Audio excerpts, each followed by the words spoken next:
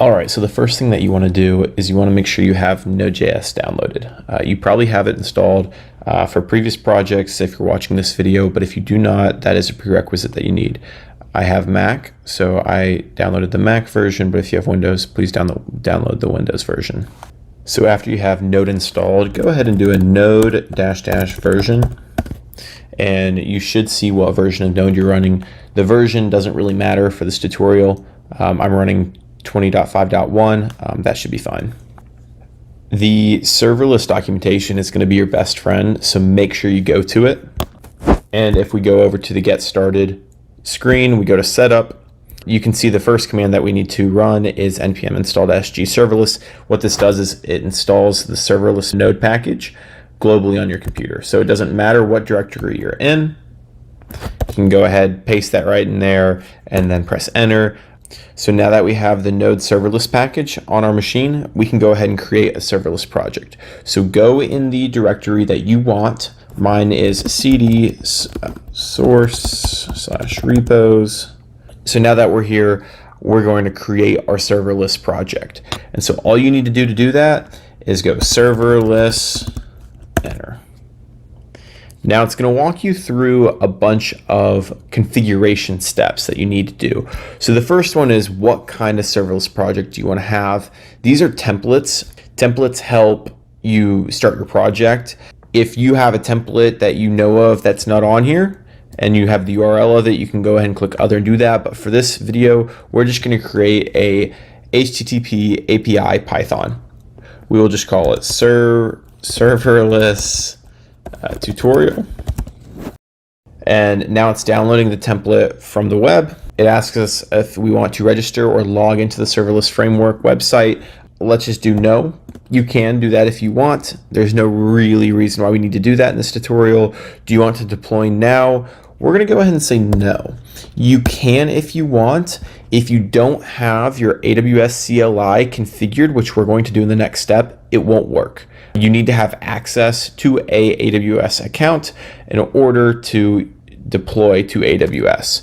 So we're going to say no, we're not going to deploy. From here, let's open Visual Studio and let's look at the serverless project. We will do a cd serverless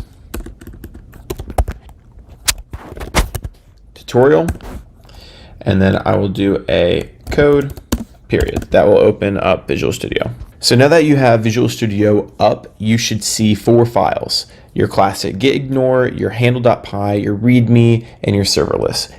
The coolest thing about the serverless project is you can define a lot of functionality and not that much files. So looking at the first file, we have the .gitignore. This is just a list of files that GitHub should ignore and not track.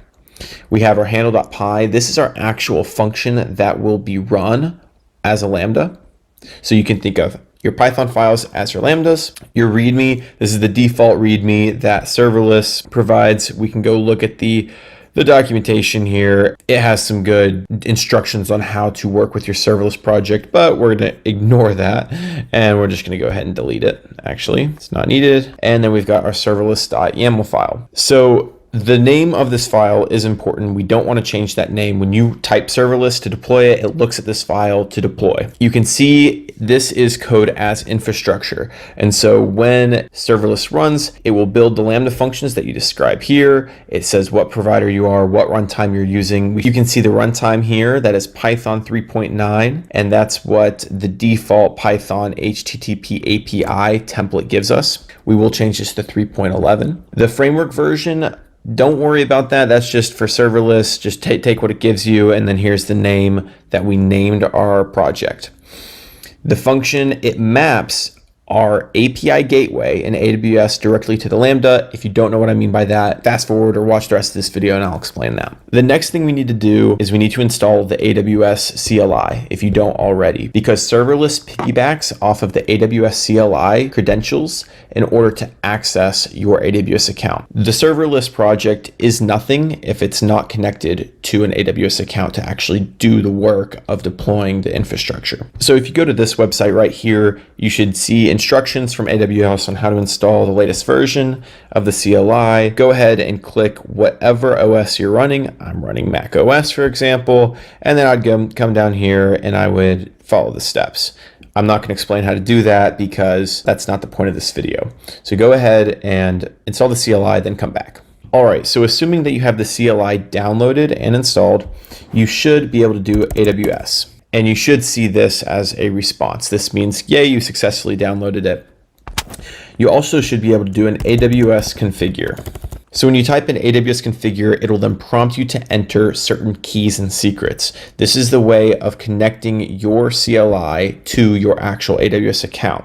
You can see I already have mine pre-filled. Yours will not if you have just installed AWS. It'll ask you for the AWS access key ID, the secret access key, the default region, and any output format that you desire, and that'll be that. And then once you do that, make sure you go ahead, restart your shell environment, and then you should be connected. And so you should be able to go, for instance, AWS S3LS. So if you're here and you get a response, good, that means you're connected. In fact, if you don't get anything, it still is okay. That means you're connected. You just don't have any buckets. I do have one bucket. You can see I was doing some training for Snowflake, and so that's in there, obviously. To get a token, an access key, so you can connect your CLI to your AWS account, head over to IAM. I am on my IAM admin. This is my admin user. And then go down to users, click on your user that you want to use for the access token, and go to security credentials, scroll down until you see access keys, and here are your access keys. I have 2 access keys, you may have 0. If that's the case, you need to create an access key and then keep track of the secret and the key ID. And then that's what you will use to connect your CLI.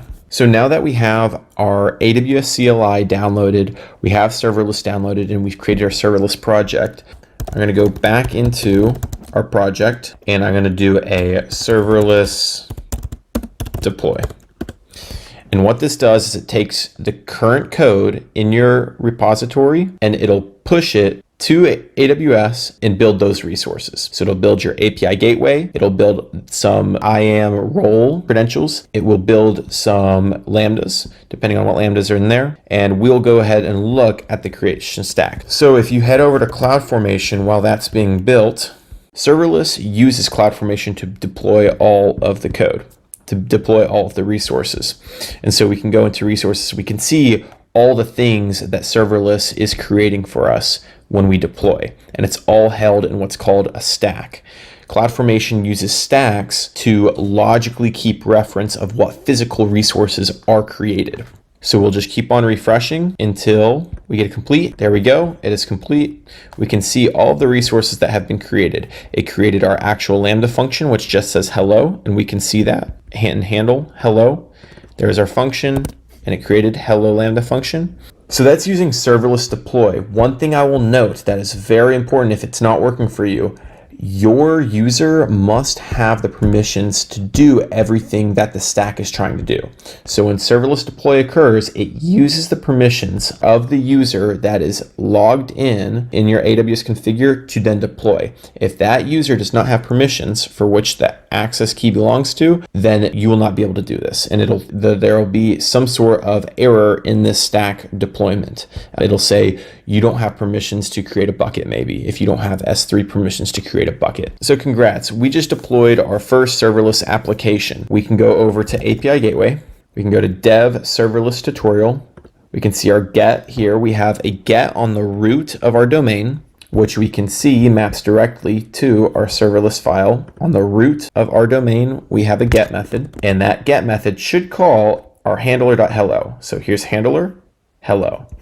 And so it should return a body that says a message of this, but then also should just kind of boomerang back our event that we're passing to it. So if we go to the API we have here and we just click, there we go. We have a successful API. We are full stack, baby. We can do it. We can get to it. It's awesome. The next step that we're going to do is we're going to use code build and code pipeline and GitHub to then create a CI/CD environment where we can make changes in our code, push it to GitHub, and then automatically our deployment happens. The first thing you need to do now is create a GitHub account if you don't have a GitHub account. If you have a GitHub account, and I please hope you have a GitHub account if you're watching this video, the next thing you need to do is create a repo and push all of your code to the repo. So I'm going to create a new repo, and I'm going to call it the same thing, serverless tutorial. And I'm going to keep it public. You can make it private. It's whatever. It's a tutorial. We're going to create the repo. The next thing you want to do, open up my terminal, and I'm going to do a git init. And then so that initializes GitHub. And then I'm going to do a git add period. And then to be quick, I'm going to copy and paste the rest of this there. So now we've pushed all of our code up to GitHub. If we refresh the page, we should see our code right here. So that's good. The next thing we want to do is we want to go to code build, and we need to create a build project. What a build project is, it is the actual upping of a new container of compute resource that allows you to run certain commands on a source. So if our source is our GitHub repository, that's our source of code, we can then up a temporary container and you can run commands in that container kind of like it's a computer, and then you can do that building in that container. So let's build project. We'll say our project name is serverless tutorial build. We can accept default on pretty much the rest of this. We do have to tell it a source. Our source is going to be GitHub, and we're going to do a public repository. So we're just going to go over to our GitHub and we're going to copy the URL. My part right here might look different than yours because I have already connected my personal GitHub. You can look up how to do that. We need to say the operating system that we want in this container. So we're going to say it Amazon Linux 2. We're going to say standard. All this runs in the free tier, so you don't have to worry about charges. We're going to use 5.0. This kind of does matter because it determines what Python version you are able to run. For 5.0, you can only run 3.11. For the other ones, you can run 3.9, I'm pretty sure. So we'll have to change that, but we'll stick with 5.0 for now. The image version, we don't care. We'll just use the latest image, and we'll use a default service role. And it's going to look for a build spec file. So on a code build, it will look for a build spec file called buildspec.yml. You can see that right here. And then it'll build based off that. I'll explain when we make that. We're going to keep that default, create build project. So give it a second. All right. The next thing we need to do is we need to create a pipeline. So the build project's there, but it needs to know when to run. And so that's when the pipeline's going to happen. What the pipeline does is it will look at a source and monitor and see when it changes. And when it changes, it'll do something. So we'll go create pipeline. We'll say serverless tutorial pipeline. We're going to create a new service role. We're going to allow it to use we're going to accept all the defaults there. Our source provider is going to be GitHub version 2. Make sure you click version 2. Now the way this is going to work is you need to connect your GitHub. Okay, I know we didn't have to connect our GitHub for code build. I'm not too sure. Just connect your GitHub, follow the steps. It'll say connected to GitHub, and create a new connection. And I've created, looks like I need to create a new connection. So I'm going to do that. I'm going to create a new connection. I'm going to create a new connection name called serverless, and you can see my learning. That's okay. Serverless tutorial. We're going to connect to GitHub. And so we've got our connection name, and then we need to install a new app. Scroll down, and I could select all repositories. I'm only going to select the repository that I want. So I'm going to do serverless tutorial, save, and then I'm going to press connect. And then there we go. We can click on our specific repository name, which is the name of the GitHub repo that we created. We're going to do the branch, which is going to be main. And we want to start the pipeline on the source code change. So code pipeline will look at your repository and detect a change. And once its change happens, then it'll run your build. And so we'll click next. Our build provider is going to be code build. The project name, serverless tutorial build, that's the only one. Our deployment provider, we don't want this. Serverless does all of our deployment for us, so we don't actually need an additional deployment device. So we'll just skip this stage. We'll create pipeline. We'll give it a second as it builds the pipeline. And there we go. So it's gonna initially build once you create it, and it's gonna fail, and that's okay. Let's wait and watch it fail. So the source succeeded. It did recognize our GitHub repository. That's good. Our build step now gets kicked off because it detected a change, which there was not really a change detected, but it was simulated to just initialize this pipeline. We can go into the logs to see, and I want to show it fail. So it failed. And it fails with the message YAML file does not exist. That is expected because our repo needs to have a build-spec.yml file in the root of the folder. And as you can see right now, we don't have one. So head over to your VS Code, and we'll create a new file called build-spec.yml. And now we need to define certain things in this build spec file. So within this build spec file, you need to outline to AWS what you want to do in the code build stage. And so the first thing that you need to do is you need to specify the version of your build spec file. Just use 0.2. If you're watching this in the future, maybe there's a 0.3. Then in the build stage, there's multiple phases. So there's like a pre-install, there's an install, there's a build, and there's a post-build or a pre-build maybe. What we're going to use first is the install. And now we need to install dependencies. Of course, we need to define the runtime version that we want to use. And we're going to use Python 3.11. And so because we're using 3.11 here, we need to change this to 3.11. After we define the Python runtime version, we need to say the commands that we want code build to execute. And we want to do an npm install --silent space --no progress -g serverless. And what this does, it'll silently install serverless behind the scenes. We say silent so it doesn't log us all up with the command terminal with the logs. So this installs serverless just like we did on our local machine. That's really all the only dependencies we need. So we just have the Python and we have the install. Next is our build phase. And the build phase will take commands. Your commands are going to take up most of your build phase. The first thing we're going to do is we're going to just do a simple echo to alert in our logs, hey, we're starting our serverless deployment. The next thing is we're going to do a serverless deploy, and we're going to do --stage of $environment. And what the $sign signifies, it's an environment variable on the container. So we will set the environment variables of environment and region right now. We will go over into our code build.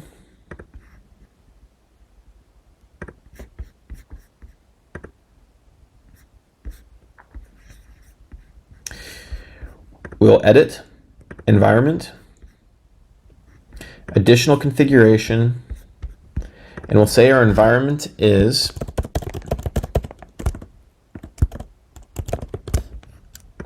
dev, and we will say our region is US East 1, and we'll update the environment. So now the container will have these values. We do a -- conceal, and what that'll do is it'll hide any secrets from outputting. If we have any, we won't in this tutorial, but it's always good to use that. And then -- verbose to give us a very detailed logging of what's going with each deployment step. And then the last thing we'll do is we'll do an echo finish deployment to signify in our logs, hey, we're done. And that's all it is for our build spec. Now, if we go and commit, if we go over here and we do a git push, I just like to use this little side thing, and we'll say changes, and we'll push it. Let's hop over to our pipeline. We see it's failed, but it should kick off into an in progress state. So let's go ahead and refresh. We see in progress. Let's click on it and see what's going on. It successfully detected a change in our repository, and now it's moving on to the build step. And so let's look at the logs. Let's go to AWS Code Build. Let's go ahead and click into this one, and we can see our logs of the build step.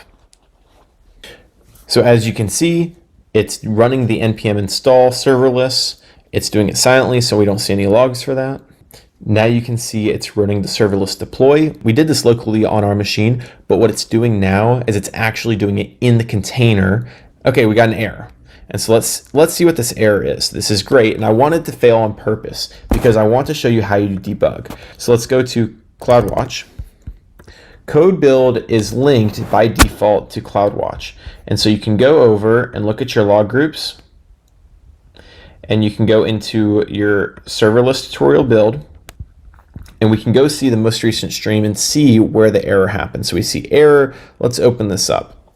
And so it says, you are not authorized to perform certain things. Okay, so conceptually, here's what's happening. When we deployed by running the CLI command like this, and we said serverless deploy. When we run this command, it uses the permissions of the person's access key on your machine. So you created an access key under a user that had the permissions to do things like create a bucket, create a CloudFormation stack, to create Lambdas. But now code build does not have those permissions. Out of the box, code build does not have any permissions. And you have to create a service role for that code build, and it'll use the permissions in that role to build things, to build all your resources. So we have to go add all the permissions that are needed by the serverless deploy in that code build role. So go over back to IAM, go to roles, and you should see one that says code build serverless tutorial build service role. The name of this, depending on what you named your project, I named mine serverless tutorial, but this is the one that I'm going to click on. And we can see in the policy that the code build container will only have permissions to do some logging stuff, to do some S3 stuff, but not create a bucket, which is something that it's got to be able to do, and then some code build stuff. There are many permissions that this is going to need, and I'm not going to spend a lot of time going over cherry picking each of the policies that are needed. So what I'm going to do is, and I want you to do for the sake of this tutorial, just go ahead, click on administrator access. This is not good practice. I want to repeat that. This is not good practice, and you would never do this in an enterprise setting. This will give it all the permissions it needs. And just to make sure that we are editing the correct role, let's go into our project build. We'll go to the build details tab, and we'll scroll down until we see environment, and we'll see the service role here. And it is in fact the code build -serverless -tutorial -build -service role -role. So we did edit it correctly. Let's go ahead and manually simulate that we have a change in our GitHub bucket. So we're going to go ahead and restart the pipeline. It's going to check the source. For a change, it's simulating this part. Our build step is now in progress. We're going to go and view the logs. We can see again that the npm install for serverless is happening. Nothing's changed with that. Should work fine. We can see the deployment happening right now. It looks like it has all the permissions it needs because it's creating the change sets in CloudFormation. We see an update complete, cleanup in progress. That means we're successful. And we can see down here, we have our echo of finished deployment. We have finished the deployment. So we're successful. If we go ahead and refresh the screen, we should see the build is successful. It is successful. And then we're now deployed. So let's go over to our API. We'll say APIs. We'll click on our API. And let's go ahead again. It's there. We're still up and working, but we don't know any change. We didn't see the actual deployment, the benefit of the deployment. Yeah, sure, we deployed again, but it was the same thing. So what we're going to do is we're going to add another Lambda function. So just go ahead and copy and paste the handler. Let's go and rename this to buy. And let's go and rename the handler here to hi. So we have two functions, hi and buy. And for simplicity, let's go ahead and get rid of this event right here. And we'll just replace this and say hi. We'll throw an exclamation point there. And in here, we will get rid of this and say bye. We'll get rid of the event. And we will change in buy the function to be buy. In hi, we will change the function to say hi. So now we've got two functions, one saying hi, one saying buy. But we need to map those functions into our serverless file. So we can go ahead and change hello to hi. We'll change it here too, hi.